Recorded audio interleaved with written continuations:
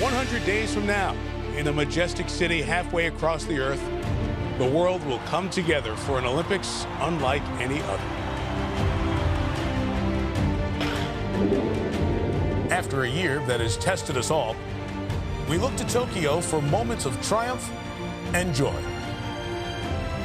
where athletes from near and far have their chance to realize dreams put on hold on the world's biggest stage.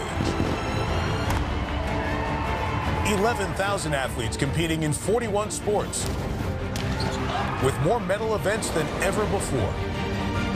Big stars and emerging phenoms, generating the sportsmanship and spirit, the grit and grace that the Olympics always delivers.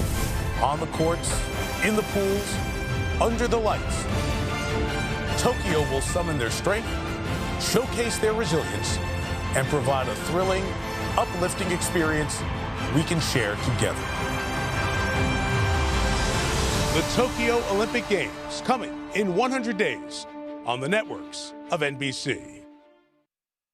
Whew, here we go. You know, I'm a track and field girl, but I'm also looking forward to the surfing this year. Yeah. It's going to be exciting to see. Folks, what a long road it has been, but after waiting more than 3 years since 2018, the Winter Games, the Summer Olympics are coming back.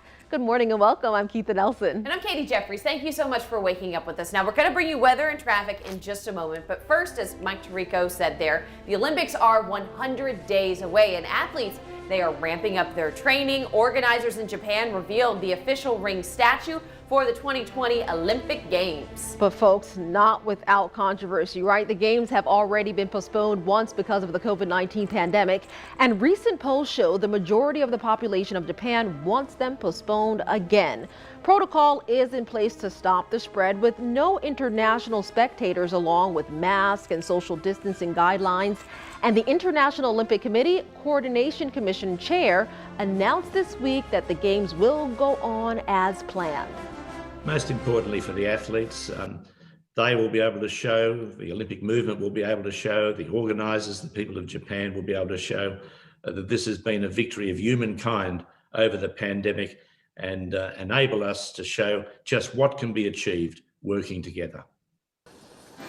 Really, just think about everything that's happened over the last year. Remember when lockdown first happened, athletes were talking about they're used to training in Olympic facilities, they're figuring out how to train at home as well. So throughout the show, we're going to have plenty of Olympic coverage for you, including a preview of one of the new events, like Keitha said a moment ago, surfing. Yeah, you know who's our surfer girl, our resident surfer girl, your storm expert meteorologist, Lauren Routenkrans. Let's check in with her now.